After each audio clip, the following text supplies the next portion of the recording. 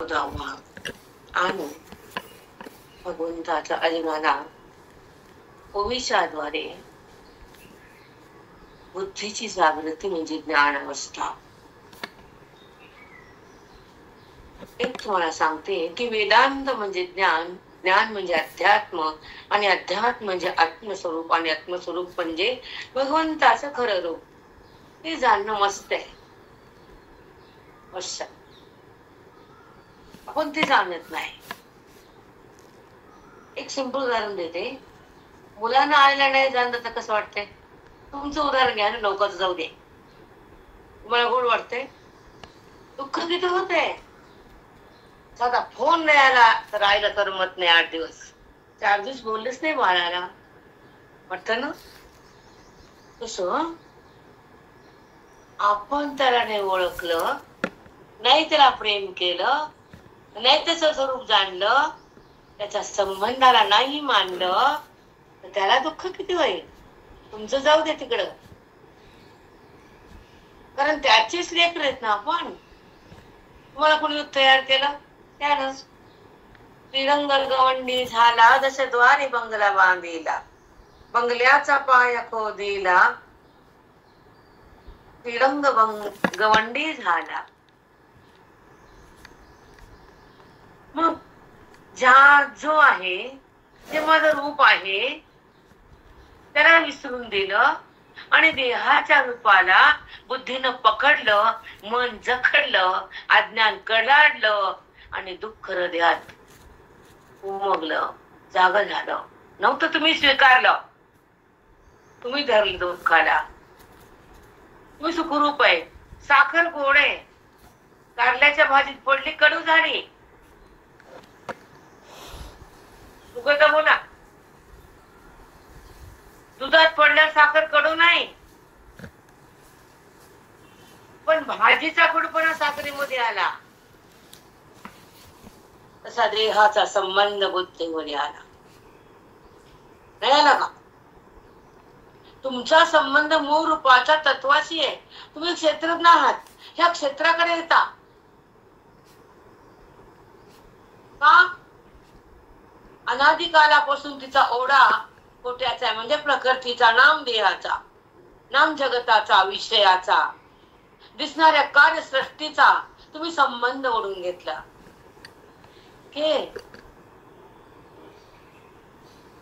त्याचा साक्षात्कार. दिसणारं जगत हे दिसत आणि तुमची सावली पण दिसते ना बाबा. मग सावलीला जाणीव आहे का? मी कोणत्या जागेत आहे, मी कोणत्या घरात आहे, मी कुठं पडले, कळतं सावलीला? तशी आपण सावली रूपानं या देहाला सावली म्हणलं पाहिजे. तुम्ही देहाला माझं म्हणता. मग हे सांगण्यासाठी अध्यात्मशास्त्र आहे. कथेतून अध्यात्माकडे वळणं नाही सांगत. ते कथा गोड लागतात, मधुर आहे, कारण भगवंताच्या लीला आहेत, भगवंताचं स्वरूप नाहीये हे प्रत्येक साधकानं जाणून घेतलं पाहिजे. कथेच्या नंतर एक अज्ञानाची व्यथा आहे, नाही का? ज्या आकारामध्ये ईश्वर आले आणि ज्या आकारात हा जीव आला, दोन्ही आकार त्याला नाकारा. हा ज्ञानाचा मार्ग आहे. पण झेपत नाही तर तुमचा अधिकार कमी आहे.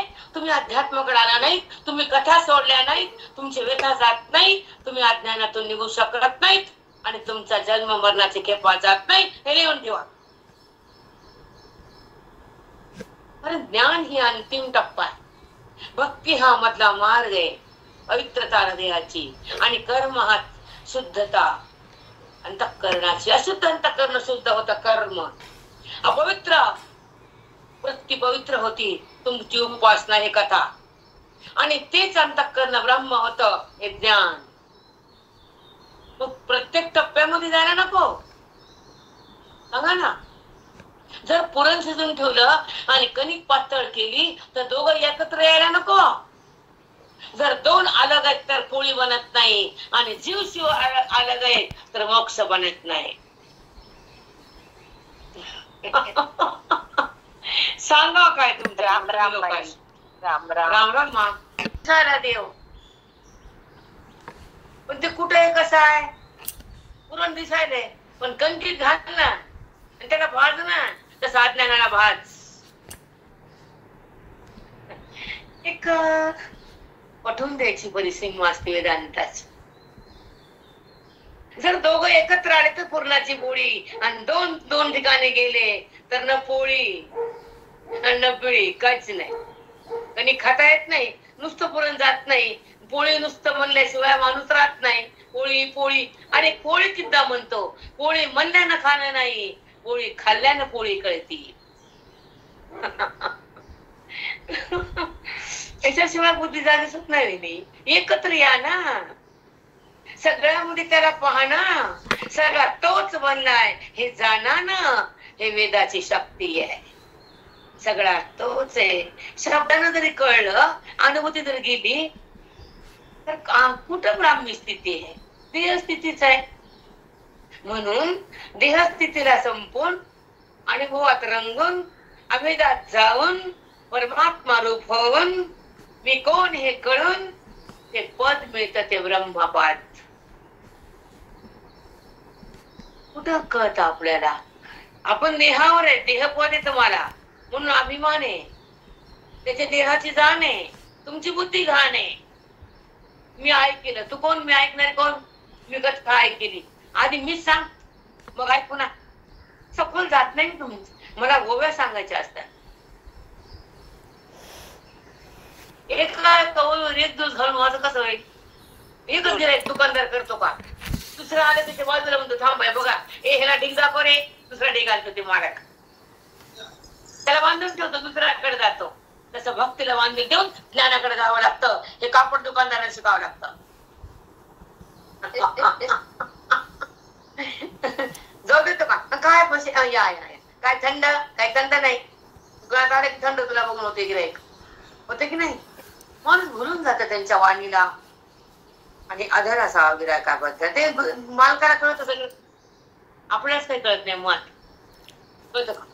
वाणीनं कसं बोलावं, सुखानं कसं जिंकाव, दुःख कसं सहन करावं, देहापासून कसं दूर जाव, लोकाला कसं त्याचा टच बोलू नये, अपमान कधीच करू नये कुणाचा, महापाप आहे. कधीच अपमान करू नये. असो गरब श्रीमंत राजा रंग राव, प्रेमात त्याला प्रेम द्या, त्याच्यामध्ये पांडुरंगाला पहा आणि पांडुरंग व्हा. तुम्ही जर दुःखवर सोडत नाही तर तुम्हाला ज्ञान कधीच होत नाही. अभिमानानं राहून लोकांना दुखवणं हा परमार्थाचा रस्ताच नाही. मग तुम्ही काय सोडलं?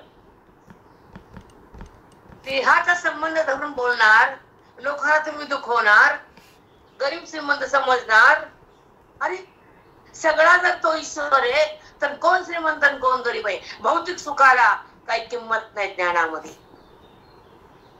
हे भौतिक श्रीमंती, पण पारमार्थिक श्रीमंती कुणाकडे? प्रेम कुणाकडे? आदर कुणाकडे?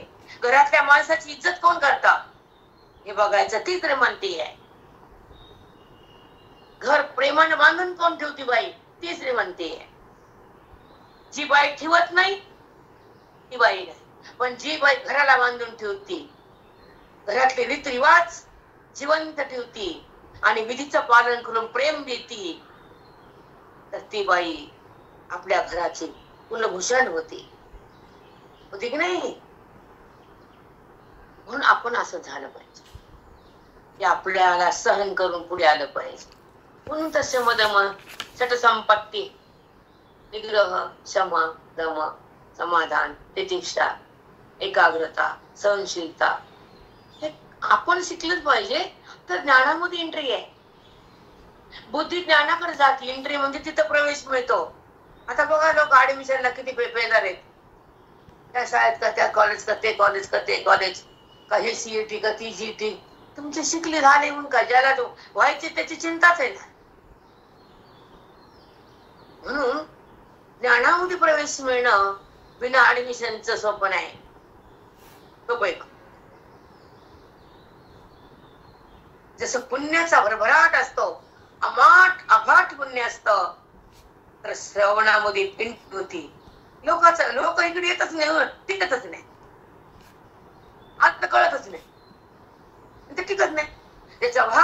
येते टिकतो.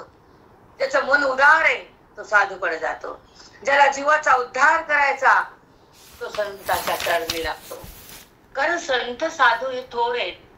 एक मायबाप आणि एक साधू जगात प्युअर आहेत. बायको सुद्धा नसते. ती स्वार्थ म्हणून त्याचं पोटावर नाचते नवऱ्याला. चांगली कधी मायबापापाशी अपेक्षा आहे का? एक उदाहरण सांगते, मागं सांगते, डबल सांगते. माझ्या मुलाला फोन केला, तो तर करत नाही जास्त, ते मीटिंग त्याला बायको मध्ये प्रेम तितकं नसतं. तिच्या इच्छा पूर्ण कराव्यात ना, आणि तिच्या तालावरती नाचतीस ना, किती बी चांगली असली तर नवऱ्याच्या तालावर नाचणारी बाईच खरी, तालावर नाचणारी बाई नाही खरी. 2 रुपये ना बाईचे नाहीत का? आणि तो मला बोलते, आई तुला काही ना देऊन तुला किती प्रेम, आणि तिला सगळं देऊन त्या वस्तूचं प्रेम. म्हणजे एवढं कळालं तर बस झालं तुला. धन्य झाले मंडळी, आई कळाली तुला. जेव्हा मुलाला आई कळती तो मुलगा प्रगती पथावर असतो, भरभराट असते त्याची. आता चला आपण 14व्या अध्यायामध्ये सर्व योनिषी कोणते चौथा श्लोकावर आलो आपण. आणि गोव्या सुंदर लागायला का, आणि माझ्या साधकाचं भाग्य त्यांचं जरी मला दिसत नसले तर ते माझ्या सोबत आहे. आमच्या हृदयाची एक खूण असते. जसा मुलगा अमेरिकेत असतो तर तू माझाच आहे ते आईला माहित असतो. हे प्रेम कमी होत नसतं. तसं साधक सोबत असल्यावर श्रवण असं बोलत असतं. कारण आज समोर कुणीतरी ऐकून मुक्त होणारे, आज त्या ज्ञानात येणारे, आज हृदयाची दिशा बदलणारे आणि मनाची अवस्था भगवंत संपून टाकणारे. कोणती अवस्था काय ते आपण बघू. मनाची अवस्था अध्याय 14वा आणि श्लोक 4. आणि 4थ्या श्लोकामध्ये कृष्ण परमात्म्याने गीतेच्या श्लोकाच्या द्वारे त्या ओवीतून, त्या श्लोकाचा भावार्थ ओवीतून कसा मांडला आणि मनामधलं अज्ञान कसं भस्म केलं आणि भ्रांत जीवाला सुख कृष्णानं कसं दिलं हे आपल्याला बघायचं आज.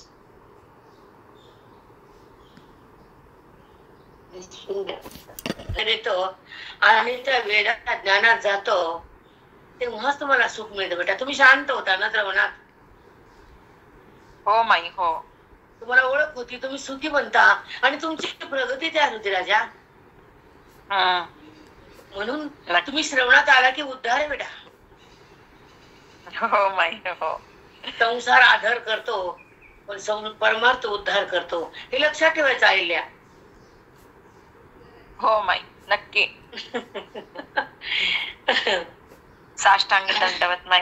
हा मा सुखीरा बेटा, सदा सुखीरा. चला ऐका. सर्व योनिषी कोणतेय मूर्तय संभवान्विता. सर्व योनिषी कोणतेय, सर्व योनीमध्ये 4 योन्या सांगितल्या तुला अर्जुना मी. उद्भिज, जारज, अंडर, स्वेदज. ह्या 4 योनीमध्ये 184 फेरा जीव घेतो. आणि जेव्हा माणूस योनीमध्ये येतो आणि श्रवणाकडे जातो तर त्याच सुद्धा प्रेम मलाच येतं. तू माझ्याकडे येतो म्हणून त्याला मी बोध देतो अर्जुना. तू मला ओळखायला त्याला मी साथ देतो. त्याच्या प्रारब्धावर मी मात करतो. त्याच्या चित्तात मी ज्ञान भरतो आणि त्याला माझ्याशी एकरूप करतो अर्जुना. हे मीच करतो. भगवंताचं वचन आहे अर्जुनाशी. हॅलो प्रेरणा. 4 योनीमध्ये 84 लक्ष फेरा फिरणाऱ्या जीवाला मी त्याच्या चित्तामध्ये ज्ञान भरतो, त्याचं अज्ञान काढतो आणि त्याला माझ्याशी मी एकरूप करतो. असं मी करतो अर्जुन. हा, आज तुम्हाला खरं उत्तर भेटलं वेदाच्या श्रवणाचं. बरोबर बेटा? हो माऊली, हो. जो मला जाणण्याचा प्रयत्न करतो, जाणणारी भक्ती अभेदाची आहे, शक्ती माझ्या ओळखीची आहे, प्राप्ती माझ्या स्वरूपाची आहे, आणि भक्ती त्या हृदयाची आहे, आणि मुक्ती त्या ज्ञानाची आहे, विरक्ती मनाची आहे, प्रतीती तत्वाची आहे, अनुभूती जगतातल्या व्यापक चैतन्याची आहे, ही माझ्या ज्ञानी भक्ताची अवस्था आहे. भेटत नाही बेटा हे कुठं ऐकायला. कथा किती मिळतात तुम्हाला, बटन दाबले कथा आहे. दाखवा ज्ञानेश्वरीचं ज्ञान तुमच्या युट्यूब मध्ये दाखवा. अभिमान नाहीये, स्वाभिमान आहे. अभिमान नसावा, पण स्वाभिमान न तोडू नये. आहे ते खरं स्वाभिमान आहे, नाही तर अभिमान म्हणतात.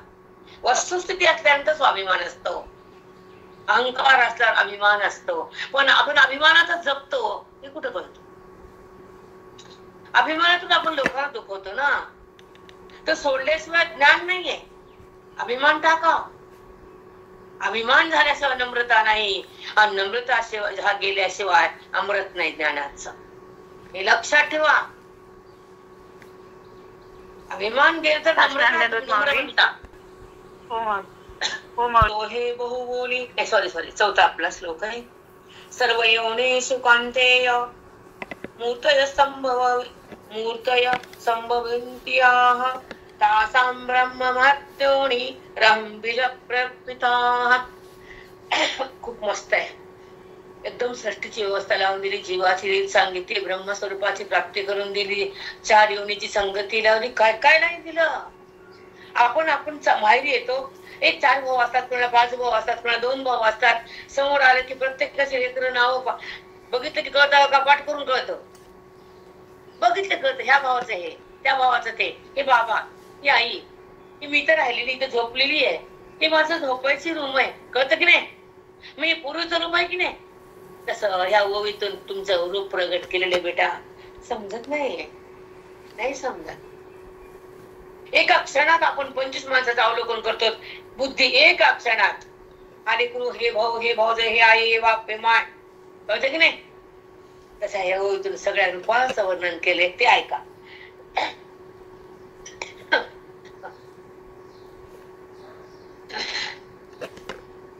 सर्व योनिषु कांतेय. सगळ्या योनीमध्ये जे जे आकार आहेत भूतांचे, ते मी बंद आकार. सांग बरं तुला जागा कुठे? मग मी का म्हणतो रे? सुंदर श्लोक आहे हा, म्हणून मी शांत गेले. सर्व योनिषु कांतेय अंड ज्वार स्वेद उद्भिज, या 4 योन्यामध्ये मी जगाची उत्पत्ती निर्माण केली. जीवाची तिथं प्रवेश झाला आणि जीव उपाधीत आला. पण 4 योन्या कशामुळे झाल्या आणि आकार कुणी तयार केला?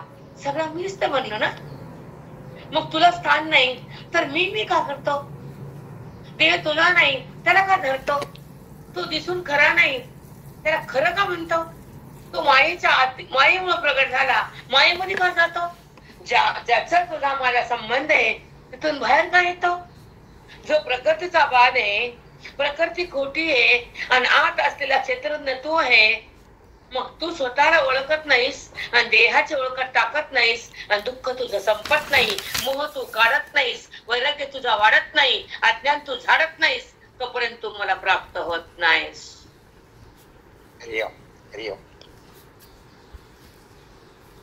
राजा खरंच आहे माऊली. कसं म्हणतो? खूप सुंदर बोध झाला. बापरे, खरंच आहे. सगळ्या योनीतल्या भूतांच्या आकारात मीच आहे अर्जुना. त्या योनीमध्ये जीवाचा प्रवेश झाला, तो जीव उपाधीत आला, प्रारब्धाला सुरू झालं आणि तो देह माझाच म्हणतो. देह तुझा नाही, तो दिसून खरा नाही, तो देह मायेने प्रगटला. पण तुझा माझा संबंध अनादी आहे, त्याला का सोडतोस तू अर्जुना? क्षेत्राला धरतोस आणि क्षेत्रज्ञ तू त्याला सोडतोस. मग त्याच्यामुळे दुःख तुझं संपत नाही, मोह तुझा निघत नाही, वैराग्य तुझं वाढत नाही आणि अज्ञान तिथे जात नाही, तोपर्यंत तुला मी भेटत नाही अर्जुन. अष्टांग दंडवत. तोपर्यंत मी तुला भेटत नाही. काय बोलते भगवंत अर्जुनाला बोलले? अरे तुझा माझा संबंध अनादिकालचा आहे. तू देहाचा संबंध वाढवलास की माझी चूक आहे का तुझी आहे? मी सांगतोय श्वासातून तू मीच आहे. तो ब्रह्म आहे, हम आहे, मी ब्रह्माच आहे. मी तुला रोज सांगतो एका श्वासातून 21,642 मी जॉब करतो एका घंट्याचा. सांगतोय तुला, तू कुठं ऐकतोस? तसं मायबाप म्हणतात, अरे तू शिकला नाहीस, आज मी सांभाळतो. माझ्यानंतर तुला कोण सांभाळेल? तसं गुरु म्हणतात मी तुला सांभाळतो, माझा देह पडल्यावर तू 12 वाटायला जाशील, तुला कोण सांभाळणार? तू श्रवणात ये, मुक्त हो, दुःख समाप्त करायला माझ्याकडे ये. तुझं दुःख मी पुसून टाकतो, अज्ञान मी भस्म करतो, तुला ब्रह्मरूप मी करतो, तुझ्या जन्म मरण मी थांबवतो आणि तुला माझ्याच मी एकरूप ठेवतो. तू माझं ज्ञान ऐक.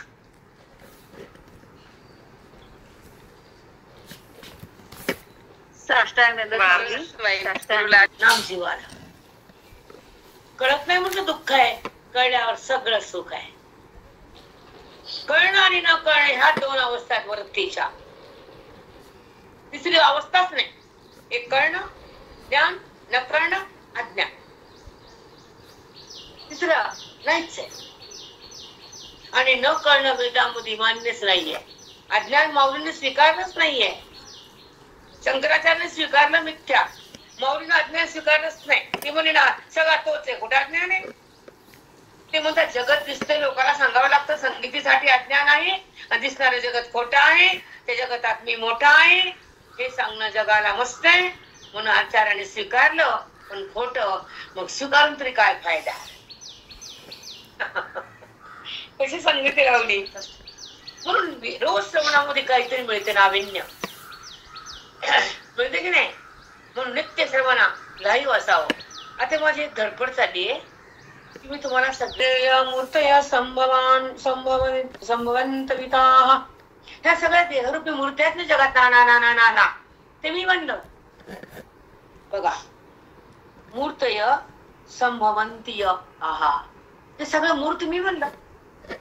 आकार, मूर्ती म्हणजे आकार. तासां ब्रह्मत्वनिरं बीजप्रदपिताः, हे कसं म्हणलं सांगू तुला? कशी म्हणले नाना रूप सांगा नि वा. पिता कोण आहे? ह्या सृष्टीचा माता कोण आहे? ही प्रकृती माता आहे. बघा नीट ऐका. तासां ब्रह्मत्वनिरं बीजप्रदपिताः, ऐका. ह्या सृष्टीचं उपादान कारण कोण आहे? जसं एक मडकं घड्याला माती लागती, कुंभा लागतो, चाक लागतं, काठी लागती फिरवायला. त्याच्यावर तुम्हाला इथे मला श्लोक तुम्हाला सांगायचा आहे, कारण हा वेदांताचा आणि मुक्तीचा आहे. आपण श्लोक पाठ करतो, गीता म्हणतो, पुण्य होतं पण मोक्ष नाही. हे लिहून ठेवायचं कोणी बी.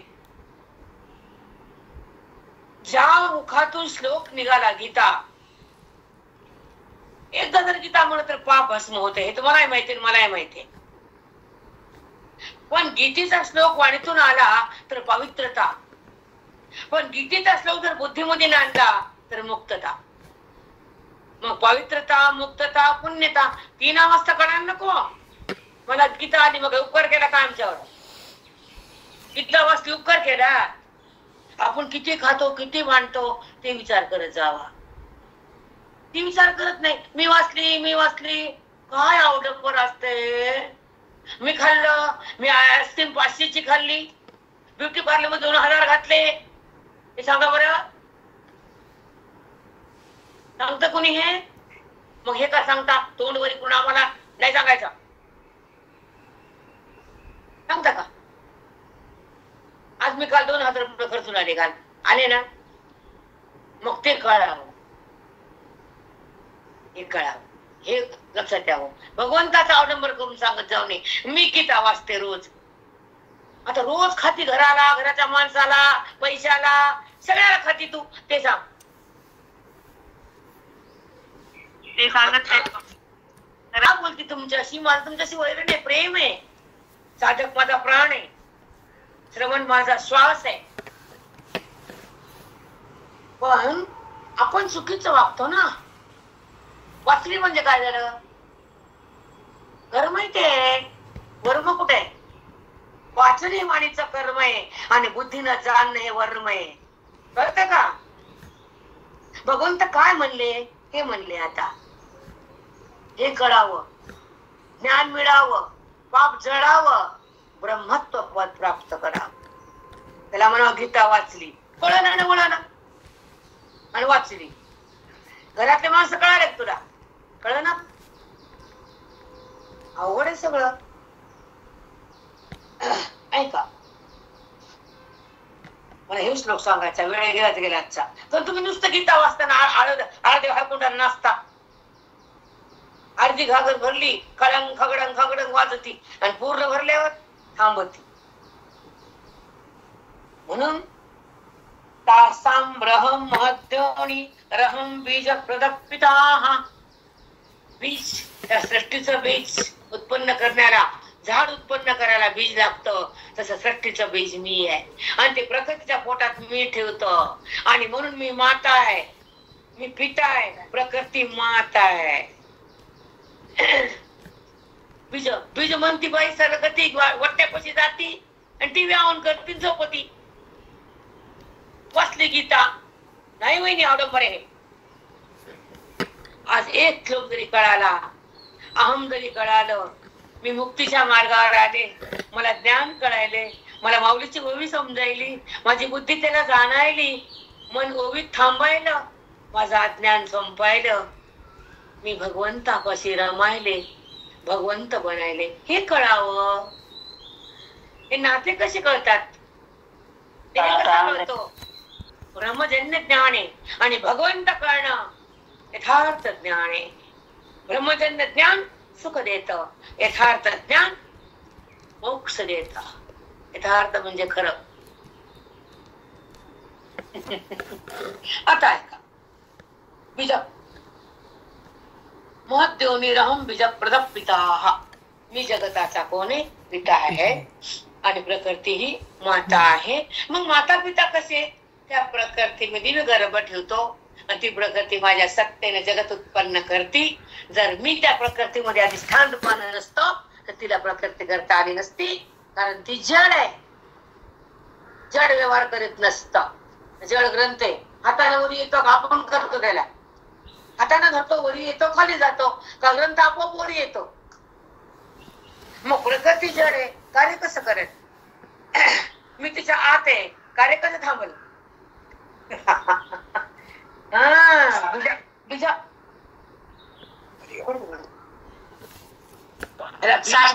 लोक गीतेवाले आहे वळण वळण वाचली, सांगितली, बोलली म्हणजे झालं का? हो, सखोल कोणी जायचं? त्या भगवंताचा बोध, अर्जुनाचं अवधान आणि ब्रह्मत्वाची जाण, तिथं सुख महान, तो ब्रह्मवेत्ता छान. हे करावं लागतं गीतेतून. वाचलं वाचलं वाचलं, पाठ केलं. कुणाला सांगतो? पाठ केलं, पाठ केलं. संसार बी पाठच आहे आणि गीता पाठच आहे. Same same. आता ऐका, पुढचं ऐका. जगत उत्पत्तीला दोन कारणे. ऐका नीट. तसं लेकराच्या उत्पत्तीला माता पिता कारण आहे, बरोबर आहे ना? तसं जगताच्या उत्पत्तीला ती माता आणि तो पिता आणि त्याचं बीज त्या प्रकृतीत ठेवलं, तो गर्भ, आणि त्याच्यापासून उत्पत्ती जगताची. तसं मग उपादान कारण, ह्या जगताचं उपादान कारण आहे आणि एक अभिन्न कारण आहे. मला हे सांगायचं आहे. मला श्लोकच घ्यायचं, मी पुढे जाणारच नाही. आपण मस्त आलो पुढे. आज 115 वर आहे, 14. आता 150 द्यायला काय, 250 होते, त्याचा वाद नाही. पण मला इथं सरकायचं नाही, कारण तुम्हाला अर्धवट ठेवायचं नाही, बरोबर आहे ना?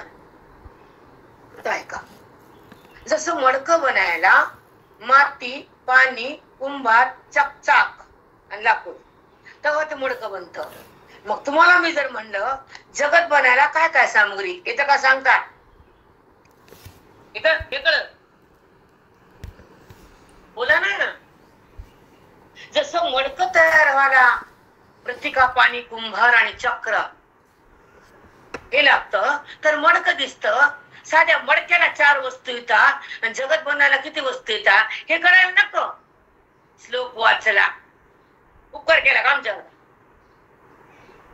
किती आवडंबर आहे. तुला काय कळालं? काय बदल झाला? बदल म्हणजे मस्त आहे.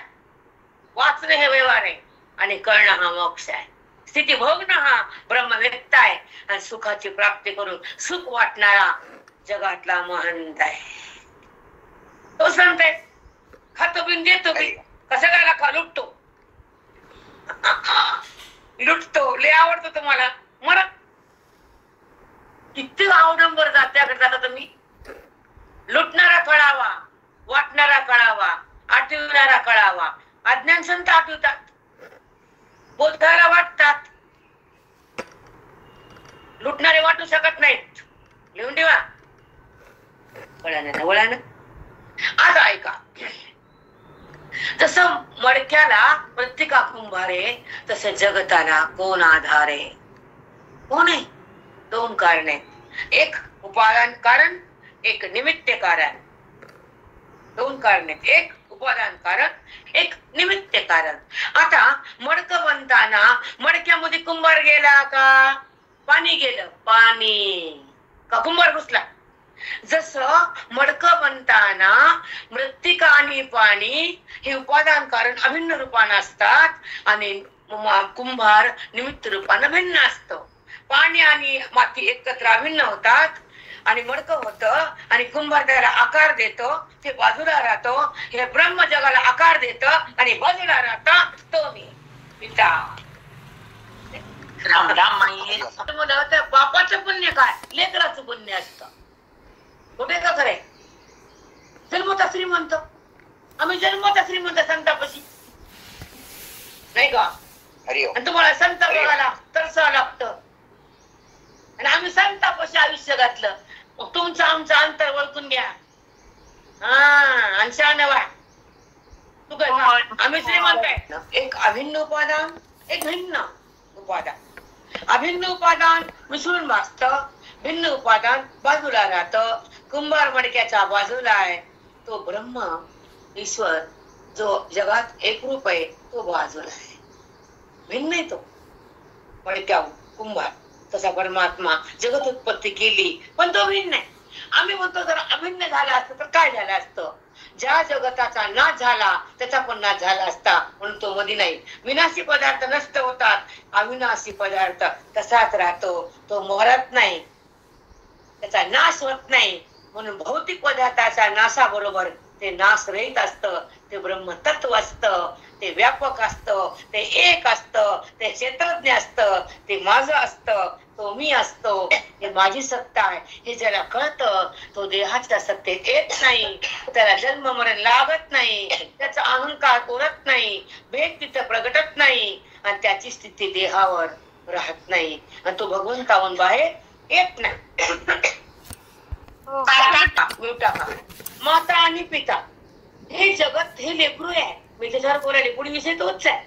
हे जगत हे ब्रह्मांड हे लेकरं आहेत आणि मी माता पिता आहे आणि प्रकृती माता आहे आणि हे लेकरू जो अवडंबर हे लेकरू आहे. जगत रूपी अवडंबर हे लेकरू बाळ आहे.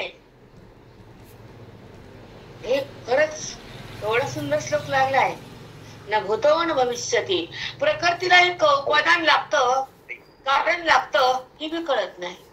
जेव्हा घरात लेकरू असतं तर तिथे माता पिता पण असतात पाठीमाग. मग जे दृश्य पदार्थ दिसतो त्याच्या पाठीमाग कारण असतं. मग हे जगत दिसतं त्याच्या पाठीमाग बी कारण असतं, नाही का? असतं ना. मग तुम्हाला कारण माहित नसतं आणि कार्य दिसत असतं, पण कार्य दिसून तिथं नसतं. ते भ्रमाचं असतं. वास्तविक ते त्या अधिष्ठानावर प्रगटलेलं असतं आणि भगवंत तो नटलेला असतो. नामरूप तिथं दिसून नसतं. अधिष्ठान सत्य असतं, म्हणून अधिष्ठान हे ब्रह्म असतं आणि ते काही सगळं करून निर्विकार असतं. ते माझं रूप क्षेत्रज्ञ असतं, दिसणारा क्षेत्र खोटा असतो. हे चिंतन ह्या 14व्या अध्यायामध्ये 13व्या अध्याय पूर्ण केलेलं आणि अर्जुनाला वृद्धिगत झालं, बुद्धीमध्ये त्याची वाढ झाली आणि अर्जुन कृष्ण झाला. कृष्ण अर्जुन एक झाले, भक्ती ज्ञानाचा संगम झाला. बुद्धीमध्ये प्रगट करायचं होतं आणि तेच कल्याणाचा मार्ग आहे.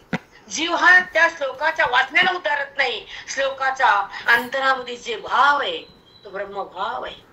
तो ब्रह्मभाव त्या श्लोकातून निचोड करून काढायचा आणि अंतःकरणामध्ये असलेल्या भगवंताला बुद्धीनं एक रूप व्हायचं. तेव्हा तिला मुक्तीच्या घरात राहता येतं आणि ती भक्ती श्रेष्ठ होती आणि आनंदाची व्याप्ती होती. जीवाला हातात मनाची तृप्ती येते आणि ही भक्ती श्रेष्ठ होती. तेव्हा पांडुरंगाची आणि बुद्धीची एकता होती. त्याला महान भक्त म्हणतात. ह्याचा 16 ओळीमध्ये माऊली काय सांगतात आणि अर्जुनाला कसं जागृत करतात, बोधामृत कसं चित्तात भरतात आणि अज्ञानाला कसं मारतात आणि त्याच्या निमित्ताने जगाला कसे तारतात हे आपल्यालाच पाहिजे. ऐका. या कारणे मी पिता महत ब्रह्म माता अपत्य पंडुसुता जगदंबर. अपत्य कोण आहे? प्रधान श्लोकाचं भावार्थ. अपत्य पंडुसुता जगदंबर, हे सगळं जगतरूपी लेकरू ह्या माझ्या माते पित्यापासून बनलंय. मी प्रकृती माता आहे आणि ब्रह्म ही मी पिता आहे आणि माझं बीज त्या प्रकृतीत ठेवलं आणि त्याच्यापासून जगत लेकरू जन्मलं. काय सुंदर आहे. आणि तुम्हाला मी हजारदा म्हणते वहिनी, त्या पारण्यामध्ये मेल्यापेक्षा इकडं मला पाय टोरू टोरू पळतात. करा ते, पण ह्याच्यासाठी तर तशी करा ना. जेवढा उल्हास फार दाखवतात तेवढा आहे का उल्हास? मी आल्यापासून बघते काहीच नाही, शून्य. झोपायचं खायचं ऐकायचं, झोपायचं खायचं ऐकायचं, त्याला श्रवण नाही म्हणत.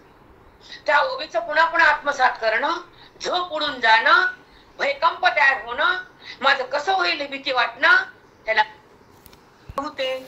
देखोन न भेद हो चित्ते. तुम्ही शरीर बघतो जगतातले आणि सगळ्याला बघून चित्तात भेद मान नको.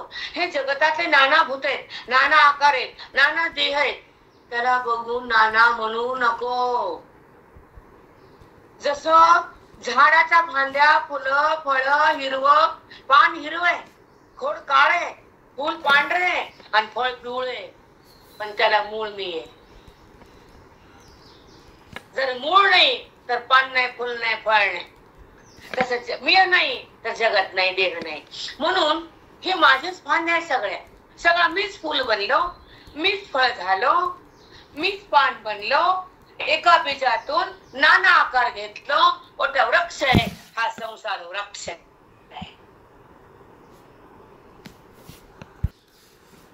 आता शरीरे बहुते देखोनी न भेद हो चित्ते. हे नाना शरीर बघून भेद मानू नकोस. नाना मध्ये एकाला मान, एकाचे अनेक झाले मान आणि अनेक कसे झाले हे तू जाण. एका झाडाचे फांद्या नाना होतात, पानं असंख्य होतात, पण बीज एकच आहे. तसं जगतामध्ये नाना भेद देह आहेत, पण देह कॅमेरा चालू आहे, बंद करा ते कॅमेरा. देखोन न भेद हो चित्ते. जे मन बुद्ध्यादी भूते एकची येथे. जे मन बुद्ध्यादी येथे एकची येते. जे मन बुद्ध्यादी जेते एकची येते. मन बुद्धी अहंकार प्रकृती मीच बनलो. मग कशाला नाना करतो तू? कशाला मत्सर करतो? सगळ्याचा आधार मीच आहे, सगळ्यामध्ये मीच आहे, सगळा बनलो पण मीच आहे. मग तू कुठं उरला? जिथं तू उरत तिथं भेद आहे. सगळा मीच अभेद आहे. सगळे साधक तरुण जाणार. हे चिंतन गुरुजींचं आहे, ज्ञान माऊलीचं आहे, श्रवण वेदाचं आहे, सुख आत्म्याचं आहे, भेट पांडुरंगाची आहे, तृप्ती हृदयाची आहे, मुक्ती वेदाची आहे, विरक्ती जगताची आहे, भक्ती अनुभवाची आहे आणि प्राप्ती त्या स्वरूपाची आहे. पण बुद्धी चिटकली संपलं. आता ऐका. संबंध तोही ऐसा. कसा संबंध आहे माझा जगताचा? सांगा देवा. आणि संबंध तोही ऐसा मृत्तिके घटू लेख जैसा. मायाने लेखागा एकच देही काय नारीसे अवयव नाही. देवी विचित्र विश्व पाही एकची हे. हा गा एकच देही. ऐका अर्जुना, ह्या एका देहाला नाना अवयव आहेत ना. मग देह बदलले का? देह नाना झाले का? वैल बसा का ठिकाणी. ह्या एका देहाला नाना अवयव फुटले, मग देह नाना झाले का? सांगा ना. तसं माझ्यापासून हे जगत प्रगटलं तर जगत नाना झालं का? किती सुंदर रूप केलंय. पण तुमची बुद्धी दगड आहे, तुम्हाला कळत नाही. त्याला आमचा दोष नसतो. तुम्ही बुद्धीला पवित्र करा, पावन करा, सुंदर करा, द्वेषाला मारा, क्रोधाला जाळा, ज्ञानाला पाळा, तर तुमचं कल्याण आहे. तुम्ही क्रोध टाकत नसाल, भेद टाकत नसाल, मोह तुटत नसाल, तर तुम्ही किती जन्म घेताल, किती मरताल, हे तुम्हालाही माहित नाही, आम्हालाही माहित नाही. म्हणून तर स्थिती ज्ञानाची भोगण्याला नम्र व्हावं लागतं, विनम्र. काम क्रोध हे संपले पाहिजे आणि त्याच्यामध्ये शमदम हे जागले पाहिजेत. मनोनिग्रह, इंद्रियाचा निग्रह. मन म्हणलं हिला बोलायचं, आपण म्हणायचं नाही तिला बोलायचं, कारण ती आत्माराम आहे. तिला दुखवणं महापाप आहे, तिचा अपमान करणं महापाप आहे. हे जेव्हा कळत तो साधू होतो, आणि जर कळत नाही तर त्याला काही त्याची उन्नती नाहीच आहे, नाहीच आहे. कारण समभाव नाही, तुम्हाला दुखवलं जात नाही, तुमचा ताठा जात नाही, तर तुमचं ज्ञान तुम्हाला कधीच होत नाही. म्हणून नम्र बना, मनाला कंट्रोल, इंद्रियाला कंट्रोल, समदम, संपत्ती, मोक्षाची प्राप्ती, सुखाची अनुभूती आणि त्या ठिकाणी अद्वैताची स्तुती, वेदांताची रीती. वेदांताची रीती आमच्या हा गा एकच देही, काय अनारासी अवयव नाही, देवी विचित्र विश्व पाही एकच हे विचित्र जरी जग दिसलं, सगळं परब्रह्मच आहे. सगळे अवयव दिसले तरी देहच आहे, एका देहाचे. आणि सगळे जरी बनलं जगत एका परब्रह्माचे. हे उभी लागणं कठीण असतं बेटा. उभी लागणं, चिंतन येणं, अनुवादामध्ये ज्ञानेश्वरी बसणं आणि आपला रस्ता आपल्याला खुल्ला होणं आणि त्या रस्त्यावर बुद्धीनं जाणं आणि भगवंता स्थितीनं समरस होणं, हे फल आहे मोक्षाचं. हे कथेतून नाही मिळत, हे वेदातून मिळतं. आत्मफल म्हणतात त्याला, मोक्ष फल म्हणतात, अद्वैताची स्थिती म्हणतात, हृदयाची भक्ती म्हणतात आणि भगवंताची प्राप्ती म्हणतात. भक्तीनंतर हा उगम आहे. आधी भक्ती पूर्ण करण्यासाठी बाकीचे धाम आहेत आणि नंतर ज्ञानाचा आराम आहे बुद्धीला. म्हणून भक्तीसाठी करावं लागतं आणि ज्ञानासाठी चित्तात भगवंताला धरावं लागतं. करावं आणि धरावं, अज्ञानाला माग सरावं आणि बुद्धीनं ब्रह्मरसामध्ये थांबावं. उगाच कशाचा मेळ कशाला राहू नये, मिक्स काही बी करत जाऊ नये. सूर्यफूल म्हणून पाम तेल टाकलं ते म्हणतो मिक्स आहे, खाणाऱ्याला कळत असतं, आम्हाला कळत असतं काय आहे ते मिक्स. तुमच्यामध्ये डबिंग कळत नाही का? कशाला बी काही म्हणायचं म्हणजे म्हणता का? ज्ञान ज्ञान आरक्त टप्पा आहे. या रूपाचं ज्या लीला केल्या आहेत, अवतार धारण केलाय, जगतामध्ये नामा रूपाला आले, ती कथा आहे. पण ज्याचं नाम रूप खोट आहे ते ज्ञान आहे. तो सगळ्यात मोठा आहे तो ज्ञान आहे. तो तुमचं रूप आहे ते ज्ञान आहे. कळलं वळण सगळी खिचडीच नाही का? खिचडी वरी चार टाका आणि खा, तसं नाही बेटा. कशातून काय मिळतं? अवतार कार्य कशासाठी आहे? हे ज्ञान भूमीमध्ये का भरलं? अवतारात माऊली अवतरण झाले. जसं कृष्णानं लीला केल्या तसं माऊलीनं ज्ञानाच्या लीला रंग उधळला. ज्ञानाचा त्यानं गोपीसंग रंग उधळला. इथं ज्ञानाचा रंग गुलाल उधळला, त्याला ज्ञान म्हणतात. मग कशाचं काही कळत कळत. भक्ती ज्ञान एक करायचं होय, भक्ती नंतर ज्ञान आहे आणि ज्ञानाच्या नंतर पुन्हा भेद भक्तीच आहे. आधी भक्ती पुन्हा आहे भक्ती. पण नंतरची भक्ती वगैरे बघू काय आहे ते नंतर सांगू, आपला विषय तो नाही. देवी विचित्र विश्व पाही एकच हे, देवी विचित्र विश्व पाही एकच हे. हे सगळं नाना रूप दिसायले ना, मीच आहे एकच. हे अवयव दिसायलेत ना, मग देहाचेच आहेत. जगत दिसायले ब्रह्मस्वरूपाचेच आहेत. इथपर्यंत बुद्धी गेली पाहिजे. निश्चय पुढे, आता कळणे, वळवळ करू नका. आणि ह्या कळण्या निश्चय असतो. निश्चयामध्ये ब्रह्मभाव असतो आणि भेदामध्ये देहभाव असतो.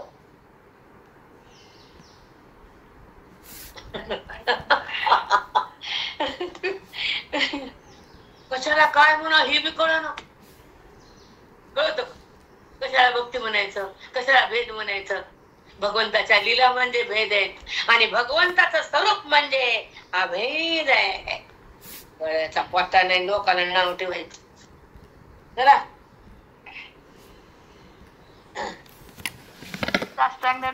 ज्ञाने माऊलीच भाने बुद्धीला.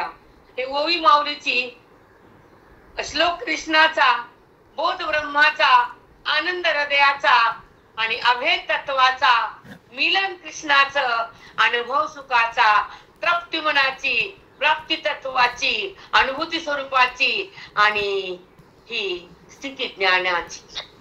हरिओम हरिओम भाई. कळत नाही तर बुद्धीला विराम मिळत नाही. नाही मिळत. चपाती जर लाटली तर पुन्हा पुन्हा लाटायची नाही, भाजायची आता आणि मग खायची. ती बाई म्हणते लाटलेली मोडायची पुन्हा लाटायची. तसं बहिरंगाचं ऐकायचं आणि पुन्हा तिथंच जायचं. अंतरंगात कधी यायचं, ऐक्य कधी बघायचं, गोवीचं ज्ञान कधी प्रश्न करायचं, अमृत तुल्य कसं बनायचं, ब्रह्म भावात कसं जगायचं, भेदातून कसं निघायचं, अभेदात कसं जगायचं आणि आतल्या परमेश्वराशी एकरूप कसं व्हायचं, त्या ओवीतून हे कळायचं. उगाच नाही. हे वेदांताचा रस आहे. हा सद्गुरूची दीक्षा आहे. हे श्रवणाचं माध्यम आहे. हे काही ईश्वराची जाणीव आहे. जगताचा बाध आहे. अबाधित परब्रह्म प्रगट आहे. त्याला म्हणतात श्रवण. कशाला मी श्रवण का? तू अरे श्रवण. चला काही श्रवण नसतं गप्पा गोष्टी. जिथं ऐक्य आहे, जिथं अभेद आहे, जिथं वेदांत आहे, जिथं स्वरूप प्रगट आहे, ते श्रवण आहे, बाकी नाही. आता एक उलझो आणि टाइम झाला, आपण थांबू. ऐका. आणि संबंध आणि ऐसा प्रत्येके घटू लेखू जैसा का पटत्व कापुसा नातू होय. पटत्व कापुसा नातू होय. आता हे सांगते कापुसा. मग मृत्तिका घटू लेख. मातीचा घट बनला. आधी माती होती, पुढे मडकं झालं. आधी आई होती, पुन्हा लेकरू झालं. त्याला लेख म्हणतात. मातीच्या घटाला लेख म्हणतात. आणि कापसापासून पट झाला वस्त्र, त्याला नातू म्हणतात. इकडं लेख, इकडं नातू. पहिल्यांदा कापूस, पुन्हा त्याचे तंतू, त्याला काय म्हणतात, बारीक त्याचे काय करतात, मशनीतून ते धागे म्हणतात. आणि ते तंतू एकत्र आले त्याला पट म्हणतात. म्हणजे कापसाचा पट म्हणजे नातू आणि मातिकेचं मडकं म्हणजे लेख.